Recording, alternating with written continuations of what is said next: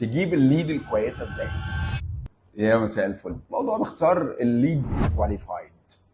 فكر فيها كده. تخيل ان بدايه الليد الكواليفايد انك تبقى بتحضر نيتك للموضوع اللي انت داخل عليه، يعني ما تبقاش مستعجل، ما تبقاش عايز تبقى يلا كامبين، يلا اي فيديو، يلا اي بوست. دي البدايه، تأنى، ومفيش حاجه اسمها مستعجل عشان تقدر تطلع الليد الكويس. الليد الكواليفايد هتبدا من البيج، لان في الاخر هو البيج. فلما تظبط بيج جديده كويسه، ضامن ان الناس اللي عامله لايك عليها ناس مور كواليفايد، والناس دي هي ينفع تشتري عقارات، هي معاها المقدم والقسط والبيمنت كامله، يبقى البيج جزء كبير. السيستم بيعدي على البيج، بيعدي على الناس اللي عامله لايك، بيعدي على الناس اللي اوريدي انتراكتد على البيج من 3 شهور لسنه، يعني اوريدي هو بيقيم الامور في مرحله الليرنينج. هو بيروح يتعرف عليهم في الاول عشان يقدر يحدد الاودينس، وده جزء من الليد الكواليفايد. الليد الكواليفايد اللي هتساعد، عشان اجيبها لازم اساعد السيستم ولازم اساعد البياع. السيستم امشي معاه مش ضده. السيستم عايز ايه؟ عايز لما يجي يعمل ليرنينج يلاقي الموضوع سهل عليه انه يحدد الجمهور، فانا هعمل كل حاجه تساعده، هخلي كل حاجه تساعده. الكي وورد اللي هجيبها لازم تساعده، تبقى ريليتد بالبروجكت بتاعه، تتحط في البيج فتساعد على السيرش انجن، تجيب ليد اورجانيك، وفي نفس التوقيت تخلي السيستم مرتاح يحدد مين اللي عمل سيرش بكلمه دبي، مين اللي عمل سيرش بكلمه العاصمه الاداريه الجديده، وبناء عليه تبدا تطلع في